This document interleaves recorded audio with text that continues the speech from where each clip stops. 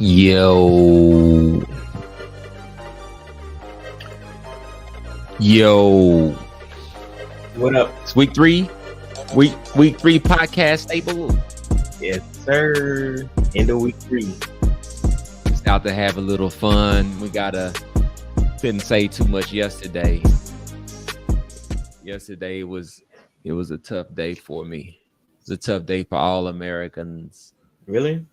Yeah, it's a tough day for all Americans yesterday. Shout out to America.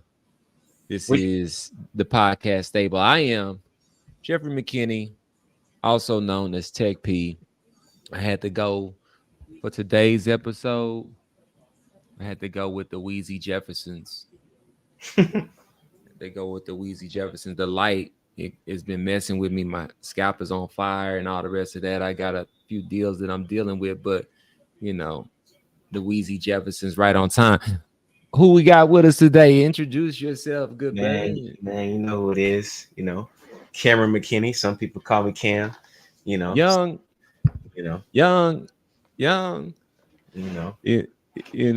Look like you chilling in your living room over there, man. You still got the plastic on that sofa or what? Yeah, man. Everything fresh, everything new. I'm not even sitting on the sofa. You see, you know what I'm saying? I can't do it. But man, what part was tough about yesterday for you? Because for me, actually, I'm gonna let you answer that first. What part was what? I'm gonna be very specific about what was tough about yesterday. See, yeah, come on. So I'm gonna back up and I'm gonna go back to week 1. And no, I believe it was week 2. Saints? Week 2, I got a phone call and someone told me, oh, I'm not worried about the Saints. I said, well, Saints scored 47 points week 1. And in our front rush looked pretty good week 1. So I don't think the Saints are gonna show up here to run the ball. And the Saints came here and threw the ball all over the Dallas Cowboys in America's. But it started with the run. It started with the play. run. I believe it was the second play of the game. It was right over the top. It was it was a deep ball. But they were so scared of the run. Oh man, listen, man, I'm just telling you. And then I said, okay, cool. We're going into week 3. Lamar Jackson's coming to town. He's 0-2. I'm going to brace myself here.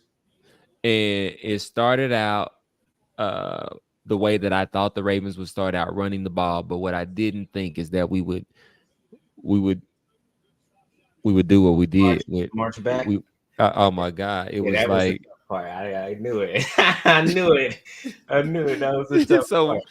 So the week before last, we couldn't stop the pass, and then this week we couldn't stop the run. And so I gotta say, I'm not really sure if right now I'm saying we're 8-18.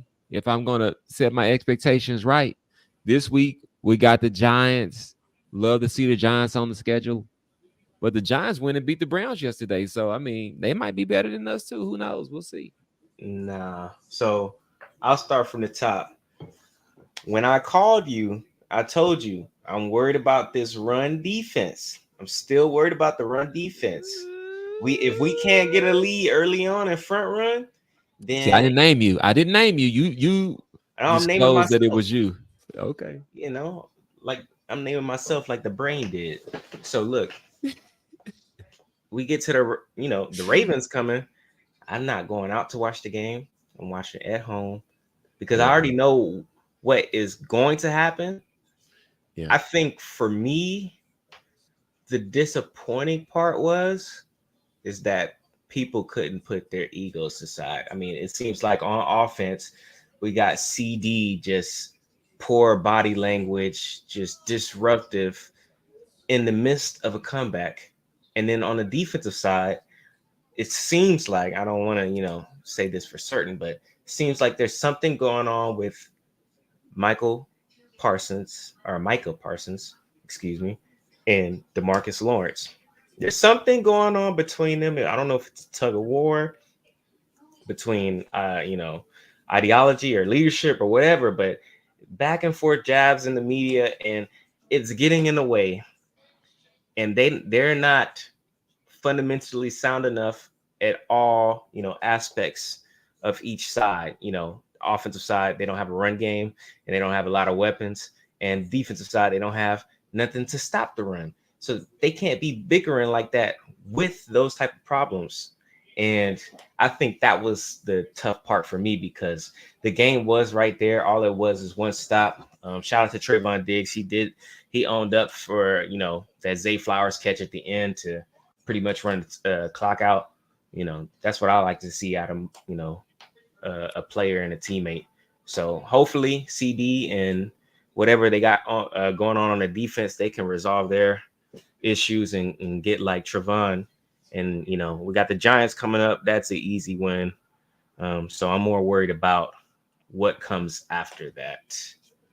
It's supposed to be an easy win, but we're looking like we're going to fit right in and be in a competitive slugfest with the Washington Commies. They're here on television this evening in front of America. And they're not looking as bad as they really are, but we all know that they're still the Washington Commies. You know what? I don't know that.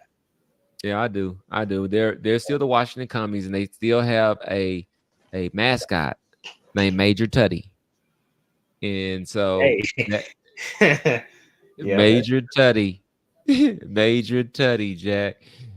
So I feel good against the Redskins. I'm just looking at the Cowboys, and what I will say is I did this weekend spend some time because I when the Cowboys were not performing well, I went and I started doing research about companies that have a history of not performing. Like, for example, there's this one company in particular that they've missed their revenue numbers 12 straight quarters, and they've laid off a bunch of people and I started like looking to see like how could this be? Like how could you do all of these changes and really you're impacting all these people?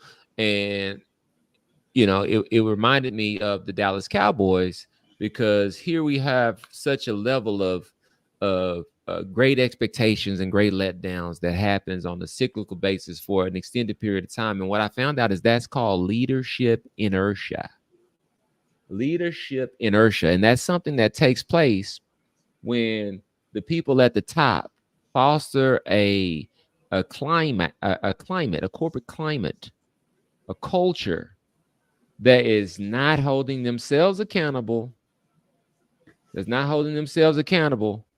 And so what we see, what presents itself in these instances of leadership inertia is you see toxic environments. You're talking about bickering between, peers that are supposed to be striving for the same goal. And this is week 3. They have a long season ahead of them. You have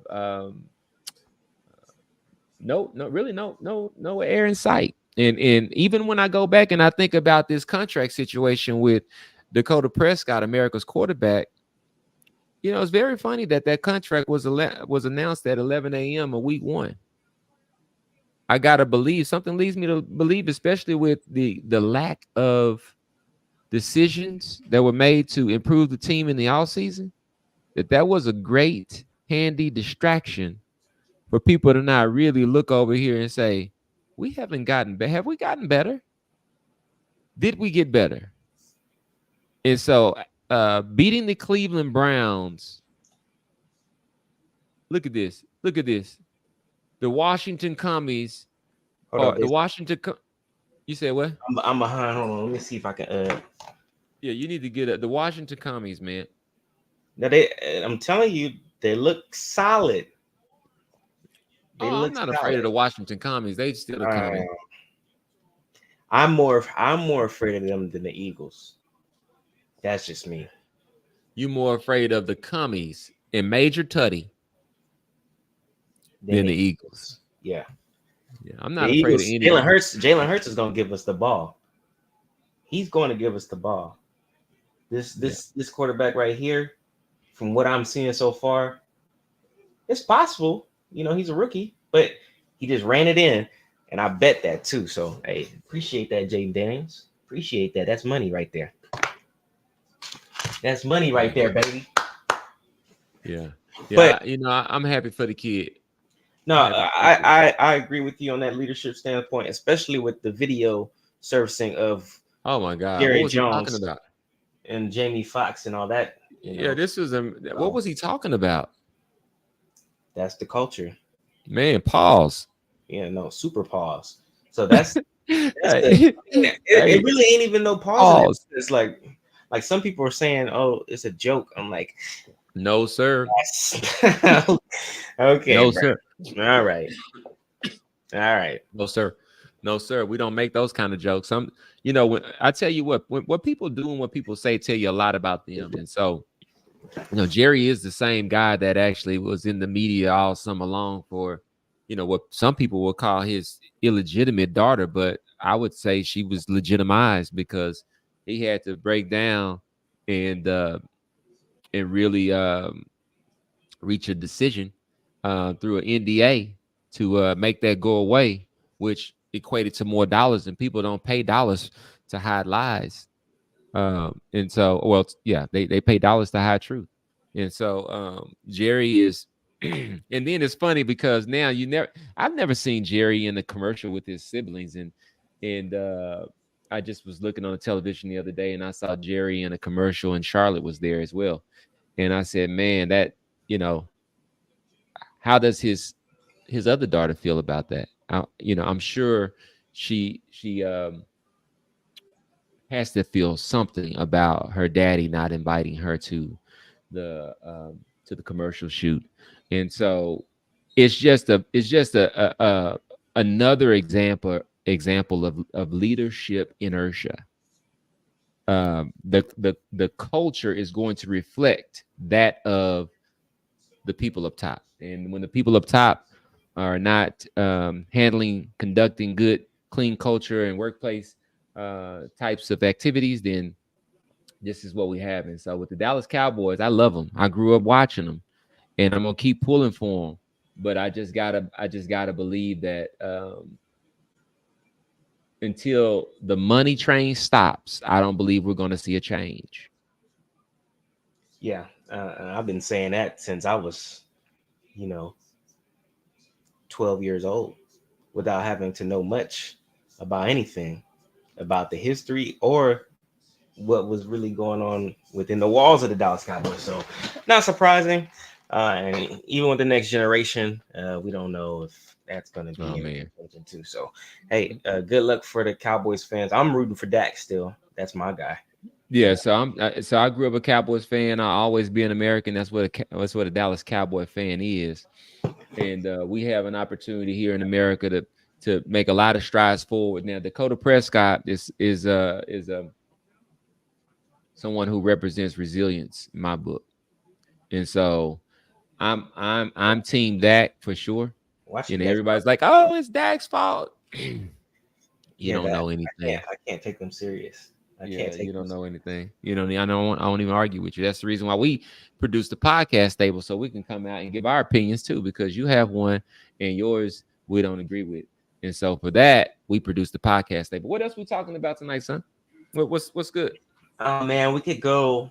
You know, make our too early predictions for divisions. I don't know if you've watched enough football to give a too early prediction for divisions. We could go Colorado, that late game comeback and win in overtime. Um, Man, I think the NFC as a whole, I'm surprised with the 49ers. I didn't expect for them to, huh? Aren't they 1-2? yeah, Yeah, I didn't expect for them to be 1-2. I mean, I don't think if the Cowboys played the 49ers today, I don't think it would be a close ball game. I think we will win. I think we will win because they're way too injured right now. They're way too injured. Is that why? Is that what? Yeah, I did hear that. They're So way is too that why they're injured. 1-2? Yeah, and that's why I like for me like when I've done my predictions on paper, I didn't pick them to win the division just because I felt like they've made all of these trips, long trips, and you know, at some point you got to pay the toll.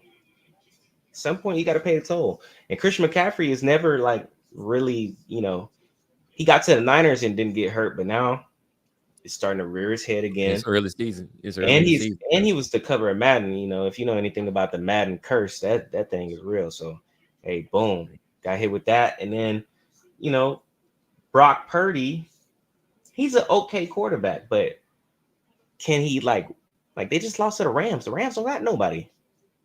They don't got nobody. Yeah, I mean, but I mentioned that, and then you said it's because of injury. So, will they get healthy? Will that make a difference? I Oh, don't know. somebody on their D line is out for the season now. I want to say Alden Smith. I'm not sure. I don't think it's Alden Smith, but yeah, somebody's out for the season.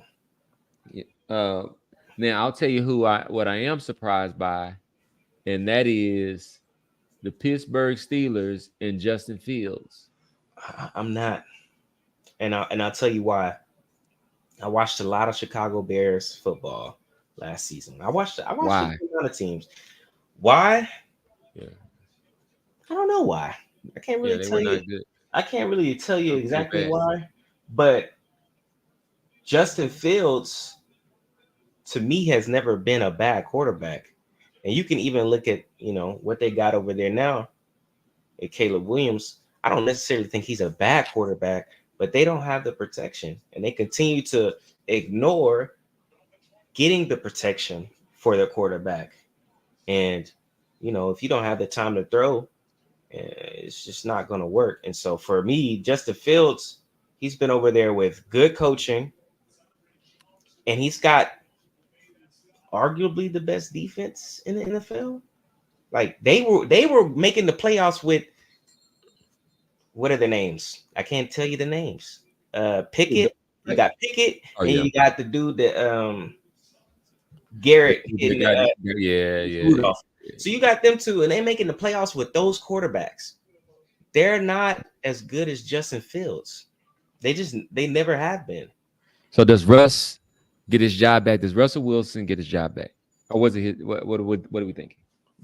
Does he or should he? I think for me, I got to look at their schedule. Go ahead. I want you to answer that first. Let me look at their schedule real quick.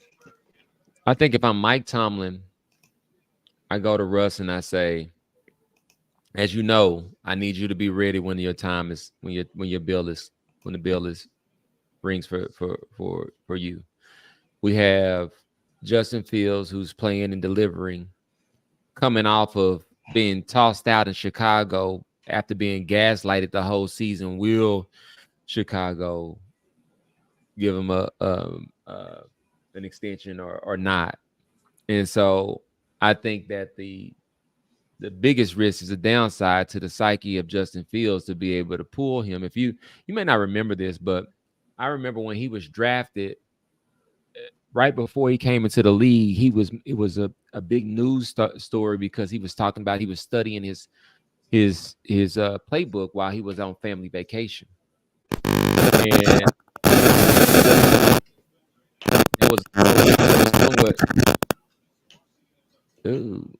that was somewhat kind of something that caught my attention just because it did not promote. Is that you? Do you hear that? Yeah, that's me. Hold on. Sorry about that. Yeah, it's killing me. All right, I'm sorry. Continue, please. Bro, can you stop?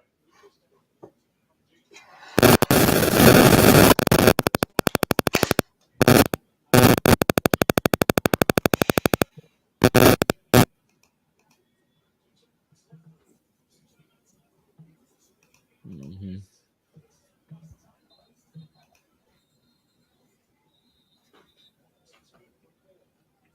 Mm-hmm.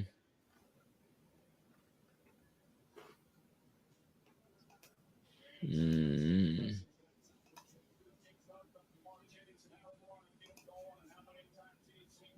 Mm-hmm. Mm-hmm. Hello? Yes. Yeah. Are you did you fix it, brother? Did you fix it? Can you hear me? ladies and gentlemen, we're going to end with technical difficulties tonight because he cannot hear me and I cannot hear him. So until the next episode of Podcast Stable, peace.